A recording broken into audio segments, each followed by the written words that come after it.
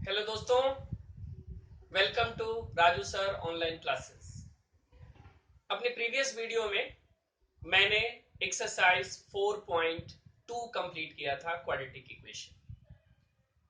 इसमें आपने सीखा था कि क्वाड्रेटिक इक्वेशन को फैक्टराइजेशन मेथड से कैसे सॉल्व किया जाता है।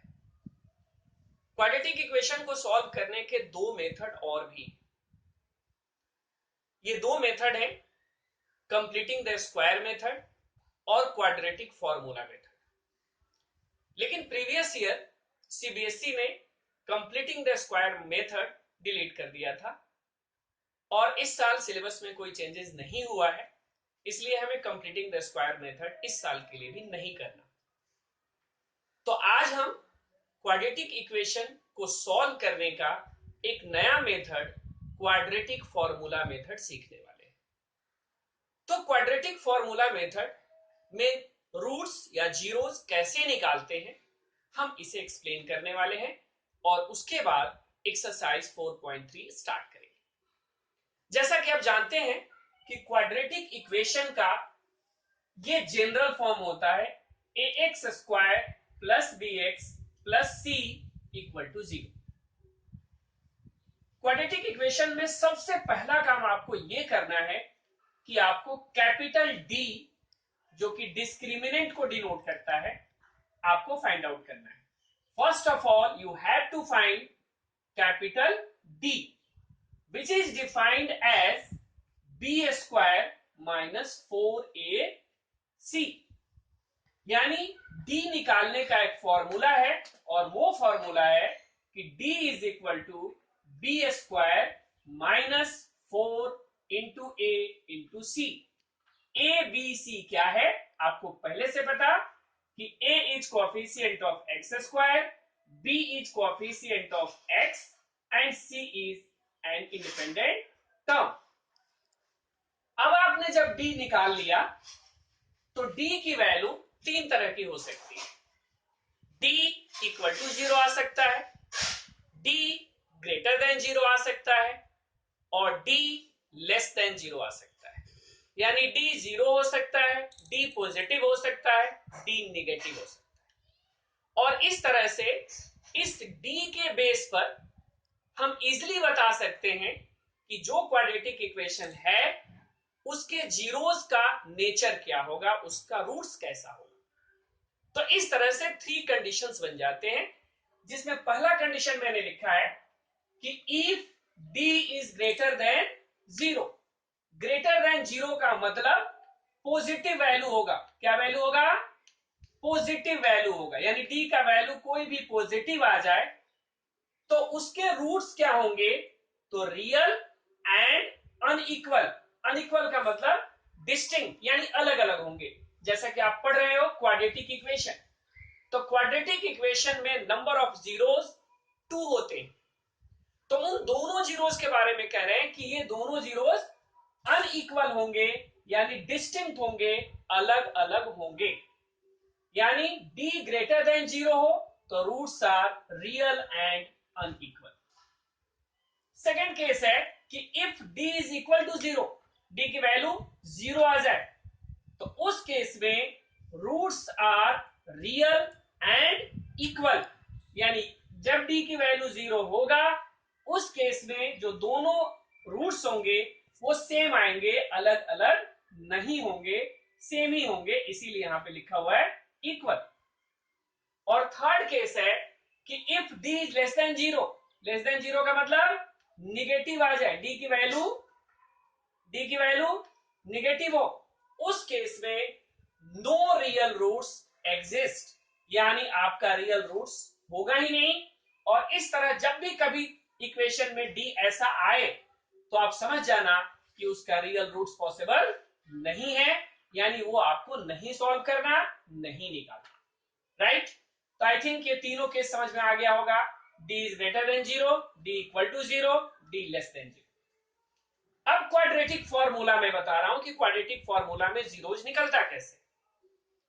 तो क्वाड्रेटिक फॉर्मूला में जीरोज का फॉर्मूला है x is equal to minus B plus minus under root D upon 2a, x is equal to minus B plus minus under root D upon 2a।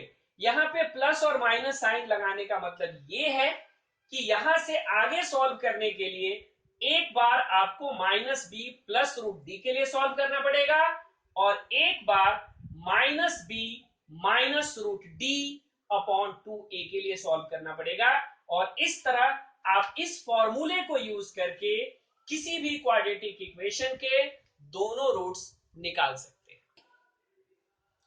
तो exercise 4.3 start करते हैं। 4.3 question number 1 जो है उसमें लिखा हुआ है कि आपको सारे parts completing the square method से सॉल्व करना है। जैसा कि मैंने पहले बताया कि कंप्लीटिंग स्क्वायर मेथड सिलेबस में नहीं है, इसलिए हम क्वेश्चन नंबर 2 पे चलते हैं। क्वेश्चन नंबर 2 में कहा गया है कि क्वेश्चन नंबर 1 के सारे पार्ट्स को क्वाड्रेटिक फॉर्मूला से सॉल्व करना है। यानी आप एक्सरसाइज 4.3 सेकेंड क्वेश्चन से ही स्टार्ट करना, क्योंकि फर्स्ट क्वेश्चन को क्वाड्रेटिक फॉर्मूला मेथड से करना आपका क्वेश्चन नंबर 2 है। तो हमने इसमें जो थर्ड पार्ट है वो आपके लिए सॉल्व किया है।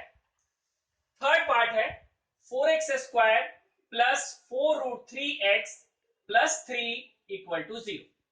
सबसे पहला काम क्वाड्रेटिक फॉर्मूला मेथड यूज करने के लिए आपको A B C you have to identify. A क्या है? 4, क्योंकि एक्स स्क्वायर का कोएफिशिएंट 4 है इसलिए ए का वैल्यू 4, बी का वैल्यू 4 रूट 3 एंड सी का वैल्यू 3। तो हमने ये तीनों वैल्यू लिख दिया। ए क्या है, बी क्या है, सी क्या है। अब हम निकाल रहे हैं D. D is equal to है बी स्क्वायर माइनस 4ac, जैसा कि फॉर्मूला में मैंने बताया। अब हमने यहां बी का वैल्यू रख दिया 4 रूट 3 का स्क्वायर माइनस 4 इंटू ए की जगह 4 रखा, सी की जगह 3 रखा।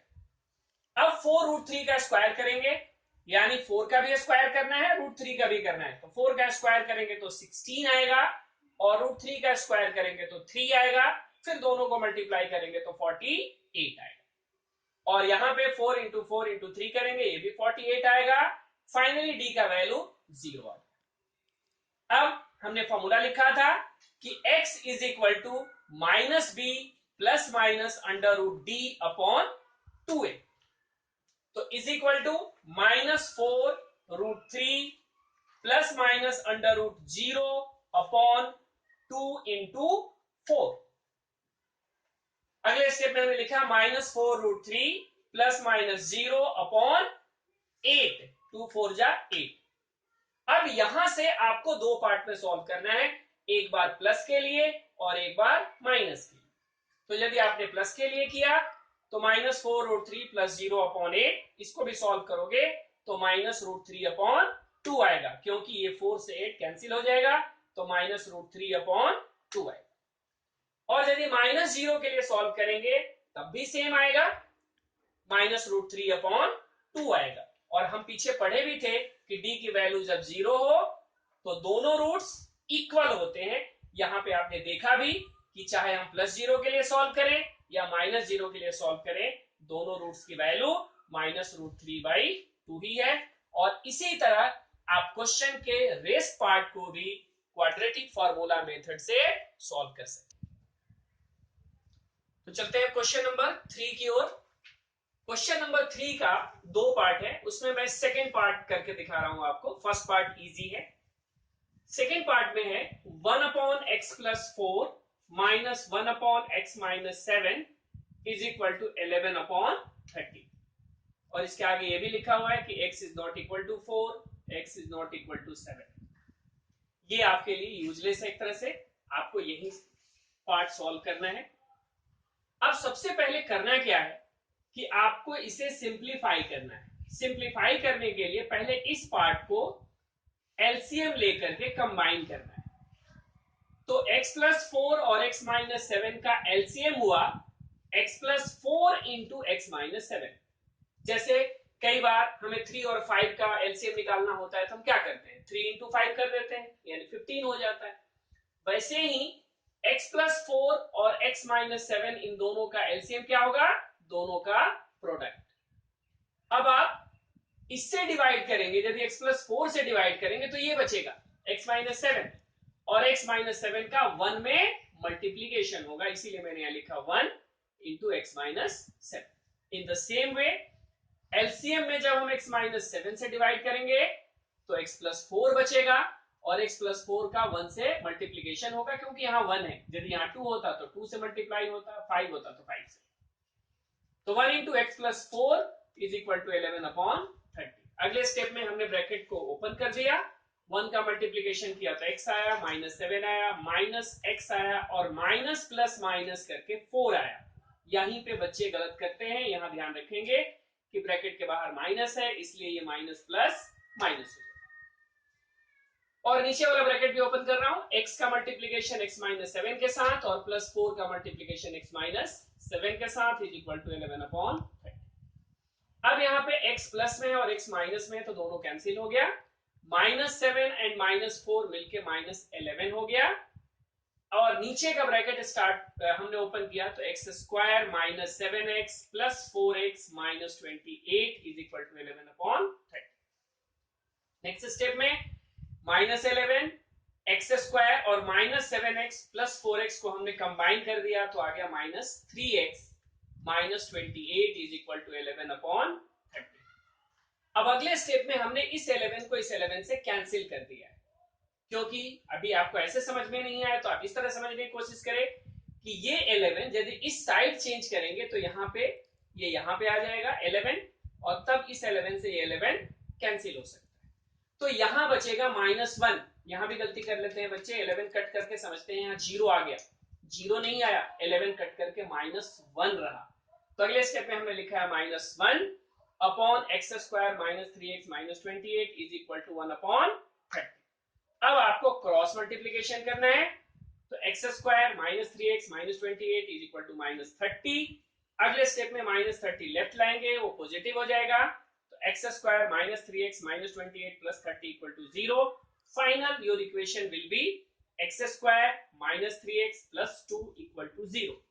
अब इक्वेशन आपका बन गया है। इस इक्वेशन को सॉल्व करने के लिए आप फ्री हैं, कोई भी मेथड लगा सकते हैं, फैक्टराइजेशन मेथड भी लगा सकते हैं, क्वाड्रेटिक फार्मूला मेथड भी लगा सकते हैं। तो जहां पे फैक्टराइजेशन करना इजी हो तो मेरी सजेशन यही है कि आप फैक्टराइजेशन मेथड को यूज करें जब तक कि क्वेश्चन में लिखा ना। तो हमने फैक्टराइजेशन मेथड यूज कर लिया, मिल्टन स्प्लिटिंग, 3 को स्प्लिट कर दिया 2 प्लस 1 में, और फाइनली फैक्टराइज करके हमारा आंसर आएगा x minus 2 into x minus 1 equal to 0।